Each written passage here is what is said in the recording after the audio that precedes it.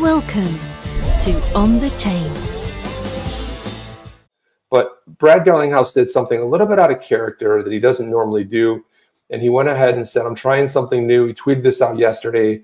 Some thoughts from me on the event, specifically on the release of the Hinman documents of this week. For me, this has all had a personal bent to it, and it felt like it warranted some personal comments. So I want to go ahead and load up this video, Jeff. Okay, let's do it. But here it is right here. Let's watch it all the way through, then we'll comment through it rather than try to comment as he goes. We'll listen to the whole thing, and hopefully this is it. Is this it? I'm Brad Garlinghouse. Yes. As many of you know, I don't often make videos like this, but then again, not every week has been like this one. A few days ago, after 2 years, 7 court orders, and over $100 million in legal bills, the Hinman speech documents, including internal SEC emails and comments leading up to this now infamous 2018 speech, they've finally been unsealed. Hinman's speech created new factors to determine if a token becomes sufficiently decentralized to no longer be considered a security. At best, these documents show that senior officials at the SEC couldn't agree on the law and told Bill Hinman directly he would confuse the public even more about the rules for crypto. At worst, they show that Hinman deliberately ignored the law, and he tried to create new laws, something only Congress can do. And while he was a public servant, Hinman received millions of dollars of payments from his law firm, which was part of an alliance with others that had a vested interest in this speech. This speech isn't about any one token or any one blockchain. This is about showing the extent to which the SEC has relentlessly pursued enforcement actions against crypto players while professing fake open arms and calls to come in and register, all the while lying about their so-called guidance. As some of you may know, Ripple spent years proactively engaging with the SEC. I personally met with Jay Clayton and Bill Hinman, with no lawyer present. Why would I need a lawyer if we were all coming together in good faith? We answered every question they had, and not once did they suggest to me that XRP was a security. We were fully transparent, not knowing they would then use this information against us. The SEC hit us with a surprise Wells notice saying they were considering suing us for breaking securities laws and still refused to provide specifics. To those that have recently been hit with their own Wells notices and lawsuits, this likely sounds all too familiar. When the lawsuit did drop against us, days before Christmas, a very Grinch-like touch, they made it personal.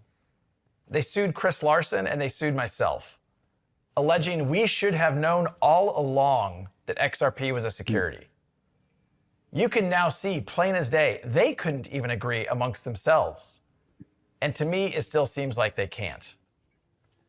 What we saw play out in our case is exactly what's still happening. The SEC is looking to kill crypto innovation in the United States, and its current chair, an unelected bureaucrat, I might add, is weaponizing the lack of regulatory clarity to exert jurisdiction over the entire crypto space. Mm-hmm. This is the definition of putting politics over people.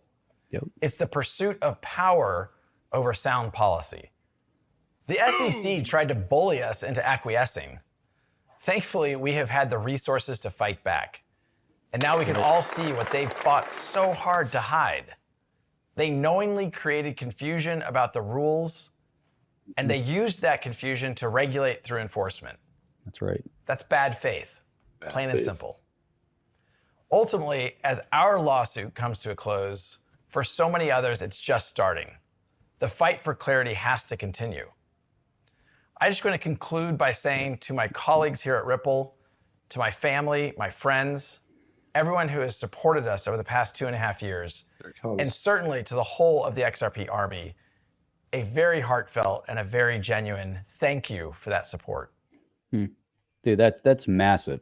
This is XRP army, Jeff. At this moment in time, with the court case the way it's going, to come out and issue a statement like that, man, I wonder what's happening behind the scenes. You know, there's some confidence there, but there's also some it's, this is almost like a thank you before a settlement where, maybe there's no outcome.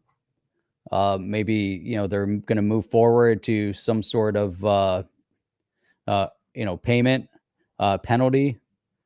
I'm really wondering, what the timing of the release of this. But overall, Chip, and I get your opinion on that.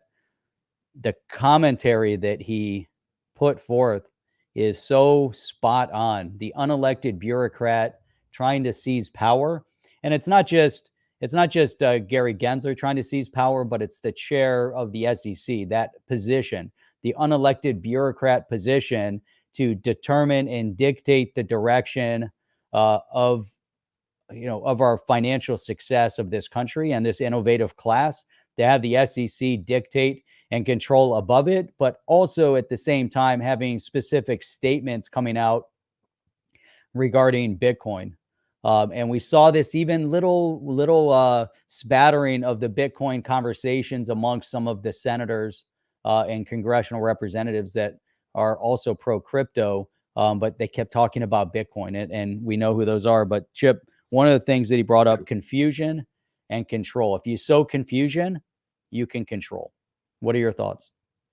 Yeah, I mean, I think the other thing here, I think that really probably deserves a lot of credit here is that you got to give Ripple credit. Okay, first of all, they didn't bend the knee, they didn't run and hide, they fought it head on, right? They fought it head on, and then we had somebody like John Deaton step in and say, wait, this doesn't pass the smell test. This doesn't sound right. And then and representing the XRP holders, but just think of it like this: how different would today have been if Ripple had been like trying to appease the SEC? What can we do?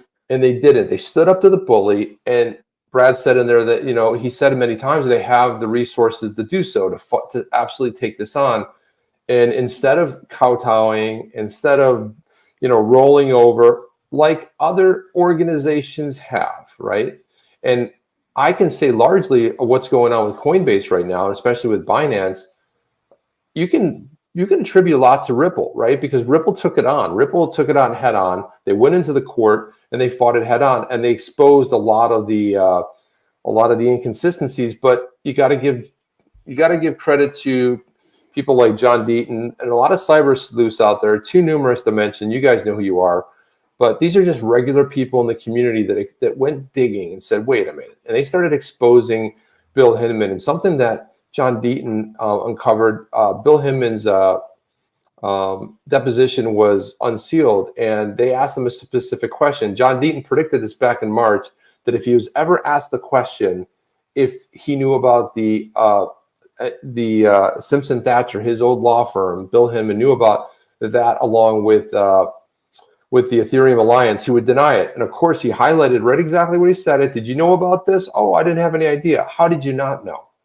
Especially when you go back to the Alibaba, going back to those days in 2014, and a lot of things have transformed around that. He knew, he was very intimately involved in these types of opportunities, but he didn't know that. So I think that ultimately, people are now, you have Coinbase calling for an investigation. Well, guess what? Empower.us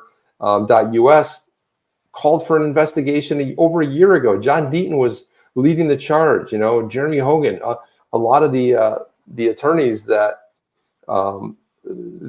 we rely heavily on. So just thank God that they just said, hell no, we're not going down. And it's a good thing they had a war chest to fight it, because we've heard numbers floated anywhere from 150 million to 200 million in attorney's fees, Jeff. Right. They haven't won anything yet. Nothing's happened. And we don't even have a decision on this yet. Yeah, that's a solid point. So $200 million spent on attorney's fees. They had the money. It didn't have a massive impact on their bottom line, but what did have an impact on their bottom line, which is the countersuit, if that's a possibility, depending on the outcome, is that the SEC and the chair of the SEC, the detrimental impact that they had to their business. If we look at MoneyGram, why did MoneyGram go to XLM after the lawsuit announcement?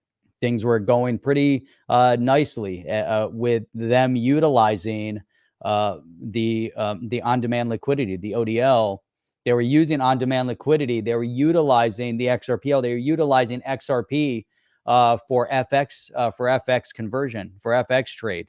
MoneyGram was successfully using that, and they were saving tons of money. And then they pulled out. So what was the detrimental impact that Hinman, Gary Gensler, and the SEC has had on their business? But more than that, what is the detrimental impact that Hinman, Gary Gensler, and the SEC has had on the investors, the XRP community, those that are passionate, or beyond that, just the innovative class on its own? And Chip, and I think, what we're starting to see is that the chair, there's certain members within the business class. We had a video queued up for Michael Saylor. Maybe we'll get to him, maybe we won't, because we have a ton to cover. Michael Saylor's point was that all other digital asset in this video interview are worthless, and they're going to be pushed down to zero, except for Bitcoin. Bitcoin is the anointed one, per Michael Saylor. But we're hearing the same types of rumblings coming out of certain unelected bureaucrat. We're hearing even Hinman kind of referencing certain statement. We're seeing Gary Gensler kind of referencing certain statement. Their objective is to push XRP to zero. Their objective is to push everything down to zero. That's the main point. Are you down with OTC? Please like, subscribe, and click the bell to be notified when the next video drops.